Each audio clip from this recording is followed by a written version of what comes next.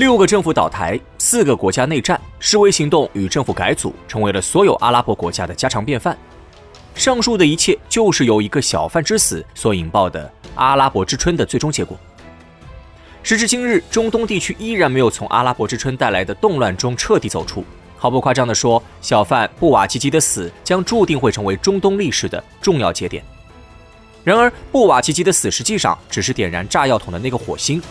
在阿拉伯之春背后，中东令人恐惧的人口状况、畸形的政治结构，才是让一个突发社会事件转变为滔天洪水的真实原因。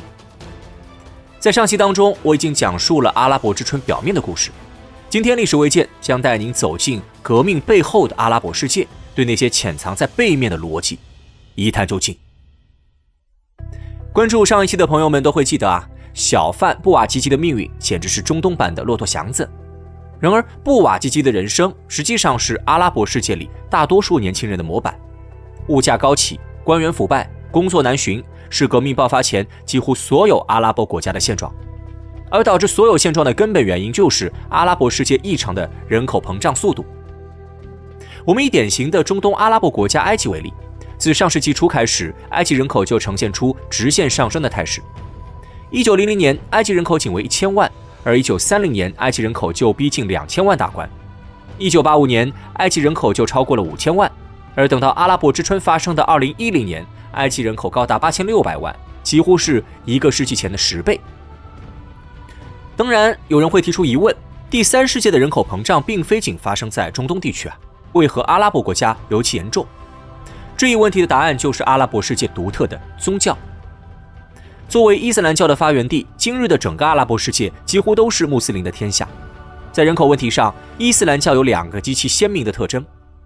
女性权力极小，同时结婚年龄偏低。这2个特征所导致的结果就是，即使社会发展水平提升，女性也无法因经济地位提升而获得生育选择权。某种意义上来说，充当生育机器成为了阿拉伯世界中女性的常态。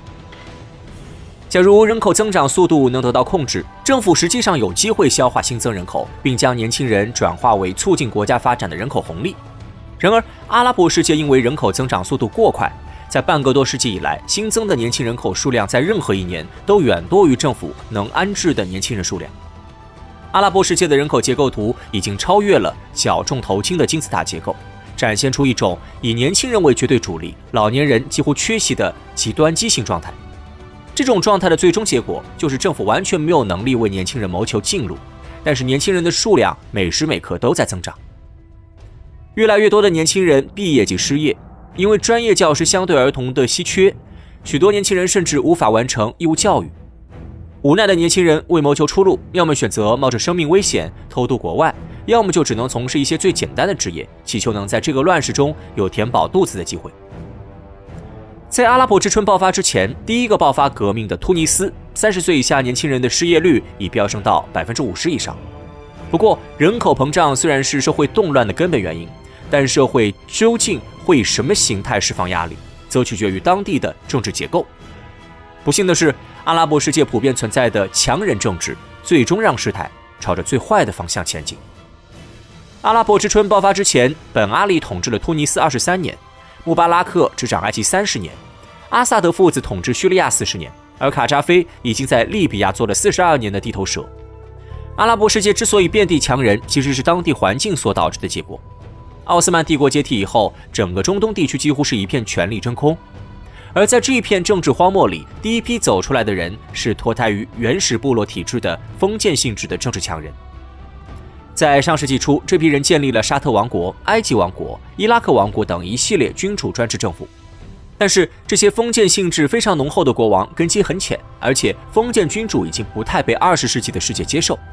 如果是在世界的其他地方，正常的剧情走向一般是国民普遍觉醒，推翻了国王政府，建立了民主政权。然而，中东的问题就在于，他们不缺乏觉醒的人，但是觉醒的人的比例始终非常低。导致这一结果的原因有3个：其一是阿拉伯落后于世界的识字率与教育水平；其二是宗教束缚了阿拉伯地区普通人的思想；最后一个则是教育水平的提升完全跟不上新生儿的爆发式增长。觉醒人群比例不高造成的直接后果就是，每当中东出现颠覆性的革命，政权最后都会落到一小撮人手里。而因为革命的暴力性，这群人十有八九都是出身于军队的高级军官。纳赛尔在推翻埃及国王之前，身份是埃及军队的中校；而当卡扎菲突击国王禁卫军时，他的身份是装甲部队的中尉军官。执政叙利亚的老阿萨德与执政伊拉克的萨达姆，他们的上位之路也都离不开复兴党军队的支持。来自军队的一小撮强人在上台之后，为了巩固权力，他们要做的最重要的事情就是加强手下的从龙之功，通过把权力分享给小圈子内的少部分人，来换取长久坐稳江山的机会。这条路径在打天下的时候非常合理。事实上，除了半岛的王爷们之外，阿拉伯之春前几乎所有阿拉伯国家的领导者走的都是这条路子。领导者的权力来源是他最直接的那一批支持者，强人政治成为中东的版本答案，其实是特定历史时期的必然结果。然而物极必反，只要军队能掌握在手里，强人政治看上去似乎牢不可破，但是中东强人们却忘记了，他们最大的危机就潜伏在恐怖的人口结构当中。在阿拉伯之春爆发之前，几乎所有的中东独裁者都认为他们的统治千秋万代，牢不可破。可是事实上，这两个看上去无比自然的选择，一旦结合在一起，将会爆发出毁灭性的力量。对于政治强人而言，他想坐稳江山，那就必须把权力分享给特定的少数人群。这种权力分享，其理由全部来自于强人上位途中拥立功劳的大小，这批人的品德与能力则并非强人需要关注的重点。因此，政治强人看上去是一个家族控制了整个国家，实际上是一个家族控制着统治核心的多个小家族，而这些小家族才是国家的直接控制者。对于常处在聚光镜下的政治强人而言，为了民意，他们无论品德高低，都要在民众面前装出来体恤民意的样子。可整个统治阶级的道德水平已经被那些看不见的小家族拉得低到不能再低。这些小家族没有机会像强人那样争取在历史中留下姓名，他们存在的意义就是通过欺压与剥削满足自己的欲望。他们不屑于体恤民情，也拒绝同年轻人分享任何权利。引爆突尼斯革命的小贩布瓦吉吉决定自焚的直接原因，就是当地官员对他的欺凌侮辱与当地总督对他的漠不关心。其实我们可以再退一步，即使统治阶级道德沦丧，鱼肉百姓，假如一个国家内资源比较丰富，民众关上门可以过好自己的小日子，那么这种家族式的强人政治实际上依然能维持下去。然而人口膨胀是釜底抽薪，天量的新增年轻人口导致整个国家内的人均资源快速下降。本来即使整个统治阶级励精图治，实际上也无法解决人口爆炸带来的资源短缺。而当统治阶级自甘堕落时，那么年轻人口便会不经思考，就将导致自己生活不如意的所有原因都推到嚣张跋扈的政府身上。人口爆炸与强人政治的化学反应，为以突尼斯为代表的阿拉伯国家中塑造出了一个庞大的反对阶级。